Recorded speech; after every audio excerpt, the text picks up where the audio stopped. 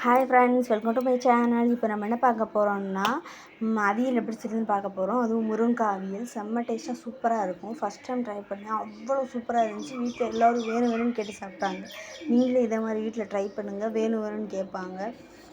அதில் போட்டிருக்க மசாலாஸ் அவ்வளோ டேஸ்ட்டாக இருந்துச்சு. சரி, இப்போ எப்படி செய்யுதுன்னு பார்ப்போமா.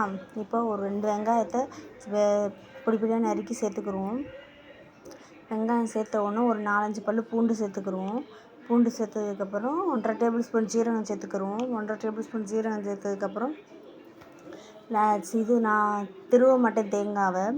காய்கறி சீவுறதுல சீவிடுவேன். இந்த மாதிரி சீவி சேர்த்துக்குருவோம். தேங்காவை சீவி சேர்த்ததுக்கப்புறம் தேவையான அளவு கொஞ்சமாக தண்ணி ஊற்றி ஒரு பேஸ்ட்டாக அரைச்சிக்குருவோம்.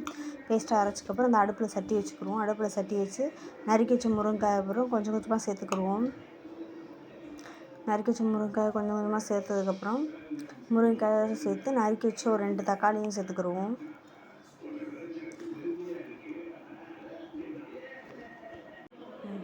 நறுக்கி வச்ச தக்காளியை சேர்த்துக்கிட்டதுக்கப்புறம் இப்போ தக்காளியை பொடி பொடியாகவும் நறுக்கலாம், மிக்சியில் அரைச்சும் சேர்த்துக்கலாம். நான் கொஞ்சம் பொடி பொடியாக நான் கொஞ்சம் தக்காளி சும்மா ஸ்லைஸாக தான் நறுக்கியிருக்கேன். தக்காளியை நறுக்கி இந்த அளவுக்கு முருங்காய் தக்காளியும் சேர்த்துக்கிடுவோம். இப்போ சேர்த்ததுக்கப்புறம் அரைச்சி வச்ச பேஸ்ட்டை சேர்த்துக்கிடுவோம். அரைச்சி வச்ச பேஸ்ட்டை சேர்த்ததுக்கப்புறம் இப்போ அரைச்சி வச்ச பேஸ்ட்டை கையாலேயே நல்லா முருங்கைக்காய் தக்காளியோடு சேர்கிற மாதிரி நல்லா பெரட்டி விட்டுக்குருவோம். பெரட்டி விட்டதுக்கப்புறம் நல்லா அப்போ தான் நல்லா மசாலா சேரும். முருங்கைக்காய் தக்காளியோடு சேர்கிறதுக்காக நல்லா கைட்டே பெரட்டி விட்டுக்குருவோம். கைட்டே பெரட்டி விட்டதுக்கப்புறம் கொஞ்சம் தேவையான அளவு தண்ணி மிக்ஸி அலசி தண்ணி ஊற்றிக்கிடுவோம். தண்ணி ஊற்றிட்டு தேவையான அளவு உப்பும் போட்டுக்கிடுவோம். உப்பு போட்டு அடுப்பு பற்ற வச்சுக்கிடுவோம். அடுப்பு பற்ற வச்சு கரண்டிட்டு லைட்டாக ஒரு கிளறி விட்டுக்குருவோம். லைட்டாக ஒரு கிளறி விட்டதுக்கப்புறம் மூடி வேக வச்சுருவோம்.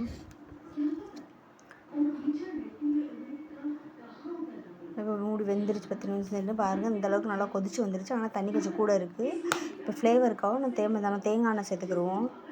தேங்காய் எண்ணெய் தான் சூப்பராக இருந்துச்சு. அந்த எண்ணெய் சேர்க்குறதும் அந்த தேங்காய் டேஸ்ட்டுக்கும் அவ்வளோ டேஸ்ட்டாக இருந்துச்சு.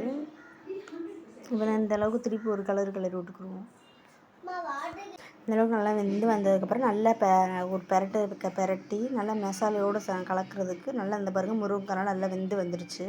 திருப்பி 10 நிமிஷம் போட்டு வச்சுட்டு கொஞ்சம் ட்ரை ஆகிற அளவுக்கு இந்த அளவுக்கு ட்ரை ஆகி வந்துருச்சு. இந்த அளவுக்கு ட்ரை ஆகி வந்துருச்சா, இன்னொரு தடவை லைட்டாக ஒரு கிளறி இந்த அளவுக்கு நல்லா பாருங்கள் ஜூஸியாக செம்ம டேஸ்ட்டாக பார்க்கவே சாப்பிடும் போல் இருக்குது. அந்தளவுக்கு வந்துருச்சு. பார்க்கும்போது சாப்பிட்றதுக்கு வேணுன்ற அளவுக்கு அவ்வளோ கண்ணை பறிக்குது அவியல். இப்போ லைட்டாக ஒரு கிளறி விட்டு இந்த தண்ணி நல்லா வத்திருச்சு, இறக்கி வச்சுக்கலாம். நல்லா கிளறி விட்டதுக்கப்புறம் மறக்காமல் இதே மாதிரி ட்ரை பண்ணுங்கள், சூப்பராக இருக்கும். மறக்காமல் லைக் பண்ணுங்கள், ஷேர் பண்ணுங்கள், சப்ஸ்கிரைப்